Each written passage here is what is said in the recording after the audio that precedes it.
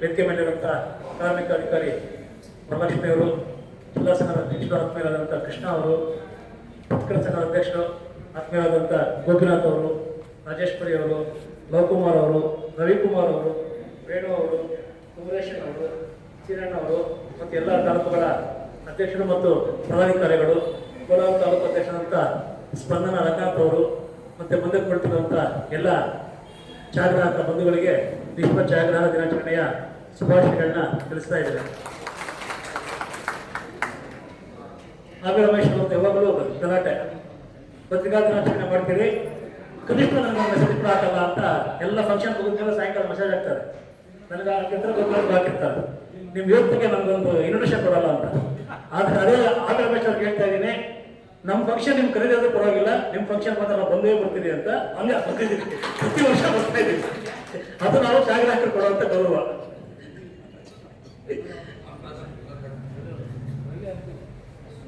ಪತ್ರಕರ್ತರು ಮತ್ತು ಛಾಯಾಗ್ರಾಹಕರು ಒಂದೇ ನಾಣ್ಯದ ಎರಡು ಮುಖಗಳು ಅಂತ ಹೇಳ್ತೀವಿ. ಯಾಕಂದ್ರೆ ಇಬ್ರು ಕೂಡ ಅಸಂಘಟಿತ ಕಾರ್ಮಿಕರೇ.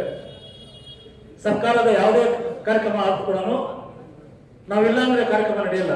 ಪತ್ರಕರ್ತರು ಇರಬೇಕು, ಛಾಯಾಗ್ರಾಹಕರು ಇರಬೇಕು. ಆದ್ರೆ ಅದೇ ಸರ್ಕಾರ ನಮ್ಮನ್ನ ಅಸಂಘಟಿತ ಕಾರ್ಮಿಕರ ಗುರುತಿಸೋ ಕೂಡ ಸುಮಾರು ವರ್ಷ ತಗೊಂತು. ನಾವು ಬೇಡಿಕೆ ಇಟ್ಟು ಇಲ್ಲ ನಾವು ಕಾರ್ಮಿಕರಿದ್ದೀರಿ ಹಂಗೆಲ್ಲ ನಮ್ಮ ಬೇಡಿಕೆಗಳು ಹೋದ್ಮೇಲಿಕ್ಕೆ ನೀವು ಕೂಡ ಇದ್ದೀರಲ್ಲ ಅಂತ ನಮ್ಮನ್ನ ಅಸಂಘಟಿತ ಕಾರ್ಮಿಕರಾಗಿ ಈಗ ಗುರುತಿಸಿದ್ದಾರೆ. ಮೇಡಮ್ ಹೇಳಿದಾಗೆ ಮುಂದಿನ ದಿನಗಳಲ್ಲಿ ನಮಗೂ ಒಂದಷ್ಟು ಸೌಲಭ್ಯಗಳು ಪತ್ರಕರ್ತರಿಗೂ ಸಿಗುತ್ತೆ, ನಿಮಗೂ ಸಿಗುತ್ತೆ. ಯಾಕಂದ್ರೆ ಇಬ್ಬರು ಕೂಡ ಅಸಂಘಟಿತ ಕಾರ್ಮಿಕರೇ ಆಗಿರೋದ್ರಿಂದ. ಆದ್ರೂ ಕೂಡ ಒಂದು ಸಂಘವನ್ನ ಒಗ್ಗಟ್ಟಿನಿಂದ ಸಂಘಟನೆ ಮಾಡಿದ್ರೆ ನಾವು ಏನೆಲ್ಲ ಪ್ರಯೋಜನ ಪಡ್ಕೋಬಹುದು ಅನ್ನೋದಕ್ಕೆ ಕೃಷ್ಣ ಈಗಾಗಲೇ ಪ್ರಾಸ್ತಾವಿಕವಾಗಿ ಮಾತಾಡ್ತಾ ನಮ್ಮ ಸಾಧನೆಗಳೇನು ಅಂತ ಸೂಕ್ಷ್ಮವಾಗಿ ಹೇಳಿದ್ರು.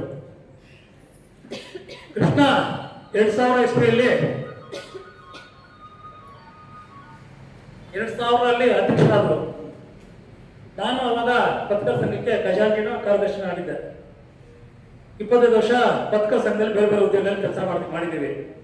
ಆದ್ರೆ ಕೃಷ್ಣದ ಅದೃಷ್ಟ ಏನು ಅಂದ್ರೆ 20 ವರ್ಷಗಳಿಂದ ಜಿಲ್ಲಾಧ್ಯಕ್ಷನಾಗೇ ಇದ್ದಾರೆ. ನಮ್ಮಲ್ಲೇ ಸಮಸ್ಯೆ ಅಂದ್ರೆ ನಮ್ಮ ಅವಧಿ ಈಗ 6 ತಿಂಗಳು ಮುಗಿತದೆ ಅಂದ್ರೆ ಅಣ್ಣಾಗಿದ್ದೇನೆ 6 ಜನ ರೆಡಿ ಆಗಿರ್ತಾರೆ ಆಗ್ಲೇ. ಈಗ ಗೋಪಿನಾಥ್ ಅವಧಿ ಮುಗಿತಾ ಇದೆ, 6 ಜನ ರೆಡಿ ಆಗ್ಬಿಟ್ಟಾರೆ ಆಗ್ಲೇ. ರೆಡಿಯಾಗಿ ಆಲ್ರೆಡಿ ಅವ್ರ ಕೆಲಸ ಮಾಡ್ತಾ ಇದ್ದಾರೆ. ನೀನ್ ಚೆನ್ನಾಗಿ ಕೆಲಸ ಮಾಡಿದ್ಯಪ್ಪ ಅಂತ ಅವ್ರು ಬಾಯಲ್ಲಿ ಬರಲ್ಲ. ನೀನು ಇನ್ನೊಂದ್ಸಲ ಇರಪ್ಪ ಅಂತ ಕೂಡ ಅವ್ರು ಹೇಳೋದೇ ಇಲ್ಲ ಪತ್ರಕರ್ತರ ಸಮಸ್ಯೆ ಅದು. ಬಟ್ ಅದು ಆ ವಿಚಾರದಲ್ಲಿ ನೀವು ಬಹಳ ಉದಾತ್ತವಾಗಿ ನಡ್ಕೊಂಡಿದ್ದೀರಿ. ನಿಮ್ಗೆ ನೆರವಾಗುವಂತಹ ಅಧ್ಯಕ್ಷರನ್ನ 20 ವರ್ಷದಿಂದ ಇಟ್ಕೊಂಡಿದ್ದೀರಿ. ಆ ವಿಚಾರದಲ್ಲಿ ನೀವು ಪತ್ರಕರ್ತರಿಗಿಂತ ಒಂದು ಹೆಜ್ಜೆ ಮುಂದಕ್ಕೆ ಹೋಗಿದ್ದೀರಿ. ಸೊ ಹಾಗಾಗಿ ನಿಮ್ಮನ್ನು ಅಭಿನಂದಿಸಬೇಕು. ಯಾಕಂದ್ರೆ ಈ ಮಟ್ಟದ ಸಂಘಟನೆ ಇಲ್ಲ ಅಂದ್ರೆ ಖಂಡಿತವಾಗ್ಲೂ ನಾವು ಏನೋ ಕಾರ್ಯಕ್ರಮ ಮಾಡೋಕ್ಕಾಗೋದಿಲ್ಲ. ಯಾಕಂದ್ರೆ ಸರ್ವಜ್ಞ ಪಾರ್ಕ್ ಕಟ್ಟೆ ಮೇಲೆ ಛಾಯಾಗ್ರಾಹಕರು ಸೇರ್ತಾ ಇದ್ದಿದ್ದು 15 ಜನ 20 ಜನ ಸೇರ್ತಾ ಇದ್ರಿ.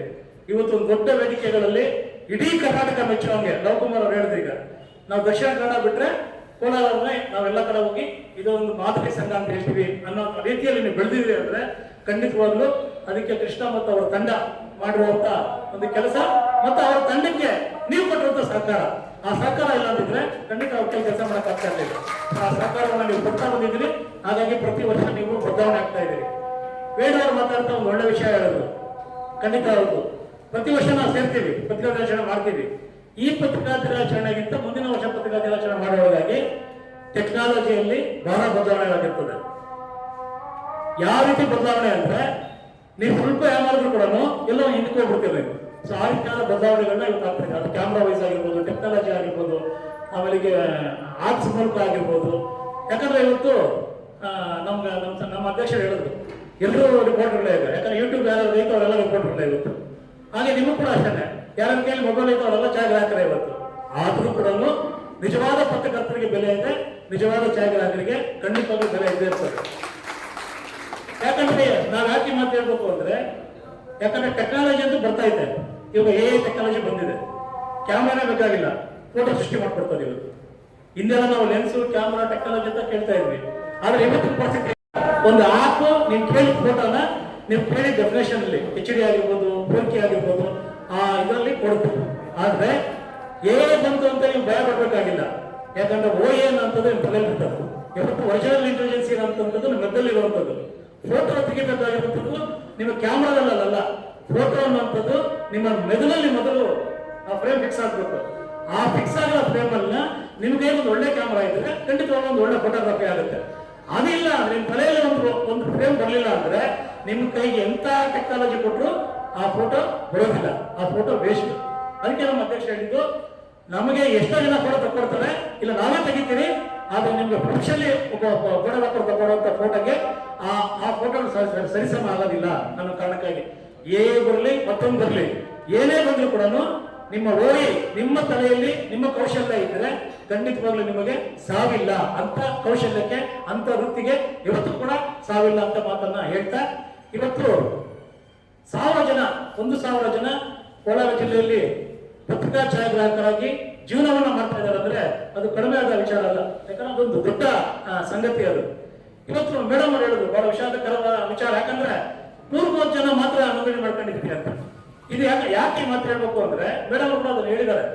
ಈಗ ಸರ್ಕಾರದ ಮುಂದೆ ಹೋಗಿ ನಾವೇನೋ ಬೇಡಿಕೆ ಇಟ್ಟಾಗ ಒಂದೊಂದು ಜಿಲ್ಲೆಯಲ್ಲಿ 100 ಜನ ಅಂದ್ರೆ ಬರೀ 3,000 ಜನ ಆಗ್ತಾರೆ ಅಷ್ಟೇ. ಇವತ್ತು 6 ಕೋಟಿ ಜನ ಇರುವಂತ ಕರ್ನಾಟಕದಲ್ಲಿ 3,000 ಜನ ಇದೆ, ನಿಮ್ಗೆ ಏನೋ ಒಂದು ಸೌಲಭ್ಯ ಕೊಡಿ ಅಂದ್ರೆ ಸರ್ಕಾರ ಖಂಡಿತವಾಗ್ಲೂ ನಿಮ್ಗೆ ಮಾತಿಗೆ ಬೆಲೆ ಕೊಡೋದಿಲ್ಲ. ಯಾಕಂದ್ರೆ ಅವರು 3,000 ಜನ ಯಾವ ರೀತಿ ನೋಡ್ತಾರೆ, ಸರ್ಕಾರ 3,000 ಓಟ್ ಆಗಿ ನೋಡ್ತಾರೆ. 3,000 ಓಟ್ ಇದ್ರೆ ಏನ್ ಬಿಡಿ ಏನ್ ಅಂತ ಬದಲಾವಣೆ ಆಗಲ್ಲ ಅನ್ನೋ ಮಟ್ಟದಲ್ಲಿ ನೋಡ್ತಾರೆ. ಅದೇ ನೀವು ಎಲ್ಲರನ್ನೂ ನೋಂದಣಿ ಮಾಡ್ಕೊಂಡು ಇವಾಗ ಆಂಧ್ರಪ್ರದೇಶ ಅವರಿಗೆ ಬೇಕಾಗಿಲ್ಲ, ಏನು ಅವ್ರಿಗೇನು ಸೌಲಭ್ಯ ಬೇಕಾಗಿಲ್ಲ, ಅವರು ಸದೃಢವಾಗಿದ್ದಾರೆ. ಆದ್ರೂ ಕೂಡ ಅವರು ಕಾರ್ಡ್ ಮಾಡಿಸ್ಬೇಕು. ಯಾಕೆ ಮಾಡಿಸ್ಬೇಕು ಅಂದ್ರೆ ಕೋಲಾರದಲ್ಲಿ 1000 ಜನ ಲೆಕ್ಕ ಸಿಗ್ಬೇಕು. ಪ್ರತಿ ಜಿಲ್ಲೆಯಲ್ಲಿ 1000 ಜನ ಲೆಕ್ಕ ಸಿಕ್ಕಿದ್ರೆ ಇಡೀ ಕರ್ನಾಟಕದ 30 ಜಿಲ್ಲೆಗಳಲ್ಲಿ 30 ರಿಂದ 50,000 ಜನ ಛಾಯಾಗ್ರಾಹಕರು ಸಿಕ್ಕಿದ್ರೆ ಒಂದು 50,000 ಜನ ದೊಡ್ಡ ಗುಂಪಾಗಿ ಒಂದು ಬೇಡಿಕೆಯನ್ನ ಇಟ್ಟಾಗ ಸರ್ಕಾರ ಖಂಡಿತವಾಗ್ಲೂ ಅದಕ್ಕೆ ಮನ್ನಣೆಯನ್ನ ಕೊಡ್ತದೆ. ಆ ನಿಟ್ಟಿನಲ್ಲಿ ನೀವು ಇವತ್ತು ಆ ಬೇಡಿಕೆಯನ್ನ ಈಡೇರಿಸಲಿಕ್ಕೆ ಅನುಕೂಲ ಆಗುತ್ತೆ. ಆ ನಿಟ್ಟಿನಲ್ಲಿ ನಿಮ್ಗೆ ಸೌಲಭ್ಯ ಬರಲಿ ಬರದೇ ಇರಲಿ ನಮ್ಗೆ ಬೇಕಾಗಿಲ್ಲ, ಆದ್ರೂ ಕೂಡ ಒಂದು ನೋಂದಣಿಯನ್ನ ಮಾಡಿಸ್ಕೊಳ್ಳುವಂಥದ್ದು ಬಹಳ ಮುಖ್ಯ. ಯಾಕಂದ್ರೆ ಅದು ನಾವು ಕಮ್ಯುನಿಟಿಗೆ ಅದು ಅನುಕೂಲ ಆಗುತ್ತೆ. ಆ ನಿಟ್ಟಿನಲ್ಲಿ ಇವತ್ತು ಅಸಂಘಟಿತ ಕಾರ್ಮಿಕರಾಗಿ ನಾವೆಲ್ಲ ಗುರುತಿಸಿಕೊಂಡು ಆ ಸ್ಮಾರ್ಟ್ ಕಾರ್ಡ್ ನ ಪಡ್ಕೊಂಡು ನಾವು ಇಟ್ಕೊಳ್ಳುವಂಥದ್ದು ನಮಗಲ್ಲದೆ ಕೂಡ ನಮ್ಮ ವೃತ್ತಿಯಲ್ಲಿರುವಂತ ಇನ್ನಿತರ ಜನರಿಗೆ ಅನುಕೂಲ ಆಗುತ್ತೆ ಅನ್ನೋ ಒಂದು ವಿಷಯದಲ್ಲಿ ಅದು ಬಹಳ ಒಳ್ಳೆಯ ಕೆಲಸ ಆಗುತ್ತೆ. ಆ ನಿಟ್ಟಿನಲ್ಲಿ ನಾನು ಆಗ್ಲೇ ಹೇಳಿದೆ, ಸರ್ಕಾರ ಕೊಡದೇ ಇರಲಿ, ನಾವು ಕೂಡ ಒಂದು ಸಂಘವನ್ನ ಇಲ್ಲಿ ಸದೃಢವಾಗಿ ಕಟ್ಟಿದ್ದೀವಿ. ಅದೇ ರೀತಿ ಛಾಯಾಗ್ರಾಹಕರ ಸಂಘ, ಯಾಕಂದ್ರೆ ಅವ್ರಿಗೆ ಒಂದು ಶೆಲ್ಟರ್ ಕೂಡ ಇರಲಿಲ್ಲ. ಅಂತ ಸಂದರ್ಭದಲ್ಲಿ ಒಂದು ಸಂಘವನ್ನ ಒಂದು ದೊಡ್ಡದಾಗಿ ಒಂದು ಕಟ್ಟಿ ಸಂಘಟನೆ ಮಾಡಿ ಪ್ರತಿ ವರ್ಷ 4-5 ಕಾರ್ಯಕ್ರಮ ನಿಮ್ ನೋಡಿ ನಮ್ಗೆ ಹೊಟ್ಟೆ ಹೊಡಿತದ. ಒಂದ್ಸಲಿ 2-3 ನಾನ್ ವೆಜ್ ಕಾರ್ಯಕ್ರಮ ಮಾಡ್ತೀವಿ, ಟೂರ್ಗಳು ಬರ್ತೀವಿ, ಪ್ರತಿ ಅಮಾಸೆಗೆ ಸೇರ್ತೀವಿ, ಎಲ್ಲ ಆ ರೀತಿಯಾದ ಒಂದು ಸಂಘಟನೆಯನ್ನ ಇದು ಮಾಡ್ತೀವಿ. ಆಮೇಲೆ ಹೊಸ ಹುಡುಗರಿಗೆ ಪ್ರೋತ್ಸಾಹವನ್ನ ಕೊಡ್ತೀವಿ. ಆಮೇಲೆ ಕೃಷ್ಣದ ಒಂದು ಹೆಗ್ಗಳಿಕೆ ಅಂದ್ರೆ ನಾನು ಫ್ರೆಂಡ್ ಅಂತ ಹೊಗಳ್ತಾ ಇಲ್ಲ. ಯಾಕಂದ್ರೆ ಒಬ್ಬ ನಾಯಕನಾಗಿ ಒಂದು ಯಾವುದೇ ಒಂದು ಕಮ್ಯುನಿಟಿಗೆ ನಾಯಕನಾಗಿ ಇರ್ಬೇಕು ಅಂದ್ರೆ ತನ್ನ ಜೊತೆಯಲ್ಲಿ ಅವರನ್ನು ಬೆಳೆಸಬೇಕು. ಬೆಳೆಸಿರೋಂಥವ್ರು ನಾಯಕನಾಗೋದು. ನಾನು ಒಬ್ಬನೇ ಇರ್ತೀನಿ, ನಾನು ಅಧ್ಯಕ್ಷ ಮಾಡ್ಬಿಟ್ಟಿದ್ದಾರೆ, 20 ವರ್ಷ ಇದ್ದಾರೆ, ನನ್ಗೆ ಯಾರು ಅಡ್ಡ ಇಲ್ಲ ಅನ್ಕೊಂಡು ಅವ್ರು ಪಾಡೋರಿದ್ರೆ ಖಂಡಿತವಾಗ್ಲೂ ಅವ್ರನ್ನ ನಾಯಕ ಅಂತ ಯಾರು ಬೆಳೆಸೋದಿಲ್ಲ. ಅವ್ರ ಜೊತೆಯಲ್ಲಿ ಪ್ರತಿ ತಾಲೂಕಲ್ಲೂ ಕೂಡ ಎಲ್ಲರನ್ನು ಕೂಡ ಹಾಕೊಂಡು ಅವರ ಜೊತೆಗೆ ನಾವು ತನ್ನ ಸರಿಸಮವಾಗಿ ಎಲ್ಲ ನಾಯಕರುಗಳನ್ನ ಬೆಳೆಸಿದಾಗ ಖಂಡಿತವಾಗ್ಲೂ ಆ ಕಮ್ಯುನಿಟಿ ತಾನಾಗೆ ಒಂದು ಡೆವಲಪ್ ಆಗುತ್ತೆ. ಅದೇ ರೀತಿಯಲ್ಲಿ ಅವ್ರ ಜೊತೆಯಲ್ಲಿ ಸರಿಸಮವಾಗಿ ನಿಮ್ಮೆಲ್ಲರನ್ನೂ ಇಟ್ಕೊಂಡು ತಾಲೂಕು ಅಧ್ಯಕ್ಷಗಳನ್ನ ಎಲ್ಲರನ್ನೂ ಇಟ್ಕೊಂಡು, ಅದರಲ್ಲೂ ಕೋಲಾರ ಅಧ್ಯಕ್ಷ ಸ್ಪಂದನ ರಂಗನಾಥ್ ತಾನು ಮಾತಾಡೋದಕ್ಕಿಂತ ರಂಗನಾಥ್ಗೆ ಮುಂದೆ ಬಿಡ್ತಾರೆ ಕೃಷ್ಣ.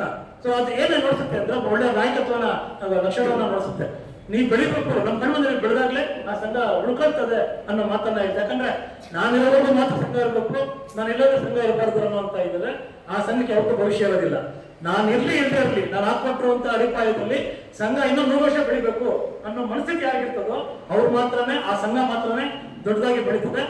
ಅಂತವ್ರು ಮಾತ್ರ ನಿಜವಾದ ನಾಯಕತ್ವನ ನಾಯಕ ಕಲಿಸ್ಕೊಳ್ಳೋಕೆ ಸಾಧ್ಯ ಆಗುತ್ತೆ.